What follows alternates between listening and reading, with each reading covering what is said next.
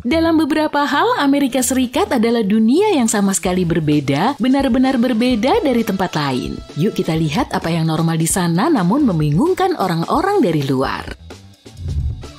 Salah satu hal pertama yang diperhatikan orang asing ketika memasuki negara ini adalah bendera Amerika di mana-mana. Di gedung-gedung seperti sekolah dan rumah, di pakaian seperti celana pendek, kaos, apa aja deh. Sepanjang sejarah, Amerika telah berganti bendera sebanyak 27 kali.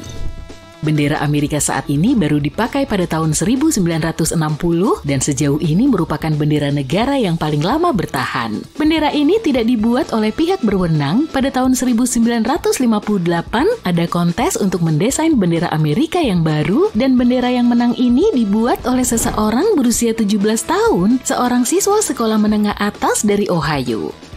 Alasan orang Amerika sangat mencintai benderanya adalah kebanggaan nasional, tapi kenapa tidak banyak negara yang melakukan hal yang sama? Nah, beberapa negara menghindari mengibarkan benderanya karena alasan sejarah. Negara-negara lain hanya mengibarkan benderanya pada acara-acara khusus untuk menyoroti pentingnya acara tersebut. Namun ada juga negara yang mengibarkan bendera mereka sesering yang dilakukan orang Amerika. Di Denmark, orang-orang juga cukup bangga dengan bendera mereka. Mereka menghias pohon Natal dan kue ulang tahun dengan bendera mereka, dan kamu akan selalu bisa menemukan stiker dengan bendera Denmark, lilin merah putih, dan barang-barang lain dengan bendera di toko kelontong. Orang-orang di Swedia juga sangat menyukai bendera mereka dan memiliki tiang bendera di mana-mana.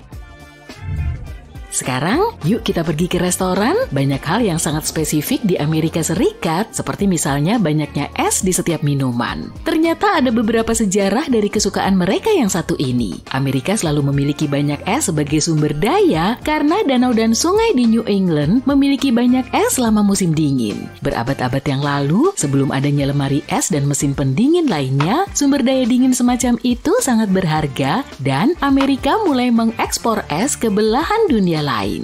Dan juga tentu saja mengkonsumsinya sendiri. Mereka mulai menaruh es di minuman panas mereka, berbeda dengan orang Inggris yang selalu meminum minuman mereka dalam keadaan panas. Es dalam minuman telah menjadi hal yang khas Amerika dan juga dianggap sebagai minuman orang kaya. Iya, es juga bisa menunjukkan status seseorang. Tentu saja seiring berjalannya waktu, ketika lemari es muncul, es menjadi tersedia untuk semua orang dan orang Amerika mulai menambahkannya ke dalam minuman mereka secara umum. Kebiasaan itu tetap bertahan, tapi minuman es memang sangat menyegarkan dan ini menjadi hal yang sangat penting di bagian selatan negara ini yang panas. Tapi kalau kamu datang dari luar negeri dan tidak ingin minumanmu menjadi sangat dingin, kamu bisa kok pesan ke pelayannya. Hal yang mencolok berikutnya adalah porsi besar yang disajikan dan ini ada alasannya juga. Dulu tidak selalu seperti ini, tapi pada paruh kedua abad terakhir, berkat pestisida dan pupuk, para petani mulai dapat menanam lebih banyak makanan daripada sebelumnya. Pemerintah pun menyadari hal ini, lantas mensubsidi mereka untuk menanam lebih banyak makanan. Jadi jumlah makanan yang tersedia meningkat. Seiring berjalannya waktu, perusahaan-perusahaan mulai meningkatkan ukuran porsi mereka. Kenapa harus menyajikan lebih sedikit makanan dan mendapatkan lebih sedikit uang kalau bisa menyajikan lebih banyak dan juga mengenakan biaya lebih tinggi? Hal ini bagus untuk bisnis dan ini adalah win-win solution. Pelanggan mendapatkan lebih banyak makanan dengan harga yang lebih mahal, jadi porsi yang lebih besar tetap ada. Oke, sekarang kita perlu istirahat sejenak di toilet dan yang mengejutkan, ada banyak orang asing yang menganggap toilet di Amerika itu aneh. Pertama, kenapa ada celah besar di bilik kamar mandi? Yuk kita mulai dengan bagian yang lebih jelas, celah di bagian bawah pintu. Celah tersebut cukup umum bahkan di luar Amerika Serikat dan memiliki beberapa tujuan. Pertama, kamu bisa melihat apakah ada orang di dalam tanpa berusaha masuk ke dalam bilik yang sedang ditempati. Kedua, memberikan ventilasi dan memudahkan untuk membersihkan lantai di kamar mandi. Celah di sisi-sisi sampingnya lebih dipertanyakan. Tentu saja orang-orang di luar tidak dapat melihat segala sesuatu yang terjadi di balik pintu, tapi tetap saja tidak ada privasi sama sekali. Di sebagian besar negara lain, celah tersebut tidak terlalu kentara atau bahkan tidak ada. Lalu bagaimana dengan di Amerika? Aku sudah mencari tahu soal ini. Beberapa sumber mengatakan bahwa karena setiap senti materialnya mahal, maka dibuatlah celah yang lebar untuk mengurangi biaya bilik kamar mandi. Sumber lain mengatakan bahwa ketika orang merasa terekspos seperti ini, mereka jadi berpikir 1000 kali untuk melakukan sesuatu yang ilegal di kamar mandi umum. Pengamatan berikutnya, ada lebih banyak air di toilet Amerika dibandingkan dengan misalnya di Eropa. Alasannya adalah karena jenis toilet tersebut menggunakan sistem flush yang berbeda dan toilet Amerika membutuhkan lebih banyak air untuk menyiram secara efektif. Di banyak negara, terutama di Asia, sebagian besar kamar mandi memiliki bidet yang digunakan untuk membersihkan diri setelah buang air dan para turis tidak mengerti kenapa orang Amerika tidak menerapkannya. Lagi pula kalau kamu menginjak lumpur, kamu pasti akan mencuci kaki kan, bukan hanya menyekanya dengan tisu. Logika yang sama juga berlaku di sini. Selain itu, hal ini juga mengurangi penggunaan tisu toilet sehingga lebih berkelanjutan dan ramah lingkungan. Beberapa orang mengatakan bahwa ada stigma di Amerika soal bidet yang sangat sulit untuk dibantah. Yang lain mengatakan toilet di Amerika Serikat tidak cukup luas untuk memasang bidet, jadi mereka tidak memasangnya, terutama jika ada cara lain yang lebih mudah diaplikasikan.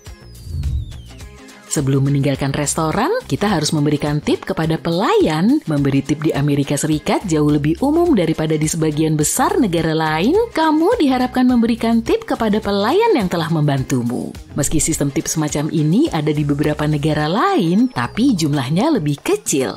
Ada juga negara seperti Jepang dan Denmark yang tidak memberlakukan pemberian tip sama sekali. Negara-negara tersebut memiliki undang-undang upah minimum yang menentukan upah layak yang harus dibayarkan oleh majikan kepada pekerjanya. Dengan cara ini, kebutuhan untuk membayar uang untuk layanan tidak dibebankan kepada pelanggan. Ngomong-ngomong, ada satu fakta lagi tentang harga. Mungkin hal paling gila yang harus diadaptasi oleh para turis di Amerika Serikat adalah harga di toko-toko. Pajak tidak termasuk dalam harga yang ditampilkan dan akan ditambahkan saat kamu membayar. Jadi orang yang uangnya tidak banyak tidak bisa menghitung terlebih dahulu harga yang harus mereka bayar untuk memastikan bahwa uang mereka cukup. Tapi kenapa begini ya? Alasan utama di balik kebijakan yang aneh ini adalah transparansi. Dengan cara ini, para pembayar pajak tahu berapa banyak pajak yang mereka bayarkan dan dapat menolak kenaikan tarif pajak jika menyangkut agenda nasional. Selain itu, hal ini memungkinkan pembeli untuk membandingkan biaya produk di seluruh negara bagian secara adil karena tarif pajak mungkin berbeda. Jadi jika pajak tidak termasuk, kamu bisa membandingkan harga roti antara Alabama dan Alaska misalnya. Di beberapa tempat di Amerika tidak mudah untuk berkeliling kecuali kamu bepergian dengan mobil. Di beberapa daerah seringkali tidak ada trotoar yang menuntunmu ke toko terdekat atau penyeberangan yang memungkinkanmu menyeberang jalan tepat di depan toko. Alasan utama untuk itu mungkin karena Amerika Serikat adalah negara yang besar dengan tanah yang luas dan semuanya tersebar. Lingkungan bisa tersebar di sekitar wilayah pinggiran kota yang luas dan cukup jauh satu sama lain, sehingga jarak berjalan kaki pun jauh dan trotoar tidak diperlukan karena nggak ada orang yang jalan kaki. Studi menunjukkan bahwa orang Spanyol atau Jerman berjalan kaki setidaknya 2 kali lebih banyak dari orang Amerika. Tapi di negara-negara tersebut semuanya jauh lebih dekat. Yang terakhir dan tidak kalah penting, kamu pasti sudah menduganya. Sistem pengukuran imperial. Sistem ini didasarkan pada tubuh manusia. 1 kaki adalah ukuran kaki rata-rata seseorang, jadi kamu mungkin berpikir bahwa ini cukup relatif. Tapi tidak. Orang asing sangat bingung dengan ukuran kaki, inci, galon, dan Fahrenheit dan cenderung mengkonversikan semuanya ke sistem metrik yang sudah dikenal. Nah, dalam hal ini, orang Inggris bahkan lebih membingungkan lagi. Mereka menggunakan keduanya, sistem imperial dan metrik. Untuk tinggi badan kebanyakan menggunakan satuan kaki dan inci, tapi untuk berat badan mereka menggunakan satuan kilogram. Inggris Raya dulunya memakai sistem pengukuran imperial, tapi kemudian ditekankan untuk bertukar ke sistem metrik. Jadi sekarang mereka menggunakan kombinasinya, mana aja deh yang bisa membantu agar lebih tepat.